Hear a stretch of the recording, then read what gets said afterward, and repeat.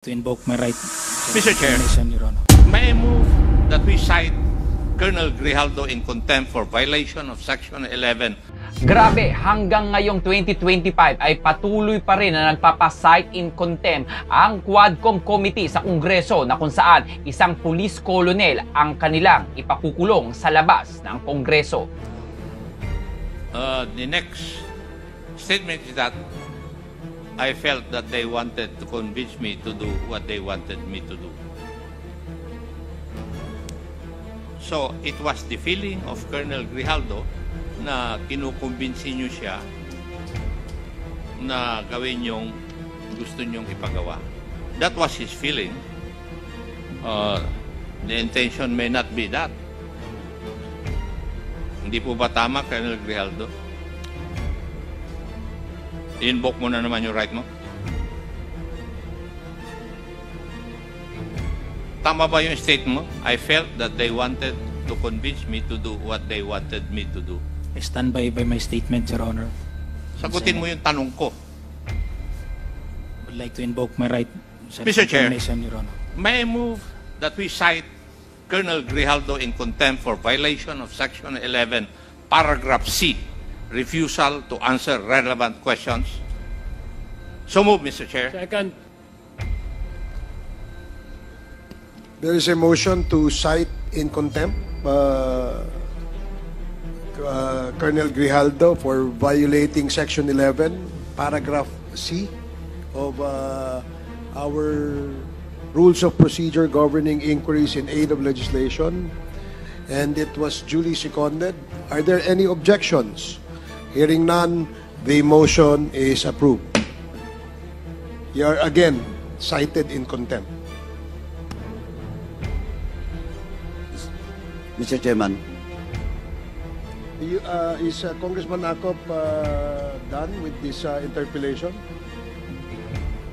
Mr. Chair, my motion needs another motion from any member of this committee because we have to determine where what is the duration of his penalty and where he would be incarcerated. Mr. Chair. Is there any motion? Mr. Chairman. Congressman Paduano. Mapapanood sa video na ito na tila limitado ang mga sagot ni Police Colonel Grijaldo, kaya naman nagmosyon na ipasight in contempt siya ng isang kongresista. While the rules of the House now with regards to Section 11 citing a resource person in contempt, the detention, no? The place of detention lies with of course, the chairman of this honorable committee. May I respectfully move, Mr. Chairman, that we will transfer in this contempt order. I move that we will detain Colonel Grijaldo at para malapit-lapit lang sa batasan at Station 6, Mr. Chairman. So move, Mr. Chairman. Are you referring to Station 6 of the Quezon City, Mr. Chairman. Dito lang yan sa batasan. Okay, So move, Mr. Chairman. there is a motion to detain, transfer the detention of Colonel Grijaldo to Station 6 of the Quezon City Police Station. Are there any second? Duly seconded. Any objections? Hearing none, the motion is approved.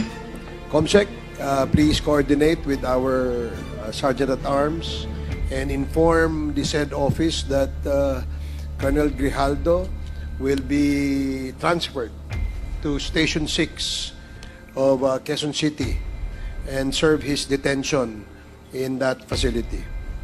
Isang pagpapatunay na tila napapansin na ng ating mga kababayan na lagi nang ginagamit ang cite in contempt sa Kongreso na kung saan maraming mga individual ang napipilitan na makulong sa loob ng Kongreso at ngayon naman makukulong naman sa labas ng Kongreso. Kaya naman i-share mo na ang video na ito. Ikaw bilang isang Pilipino, kung ikaw ang tatanungin, ano ang masasabi mo sa ginagawa ng Quadcom Committee nito sa Kongreso mula pa nakaraang taon hanggang ngayon sa kasalukuyan? Well, i-comment mo lang yung reaksyon sa video sa baba.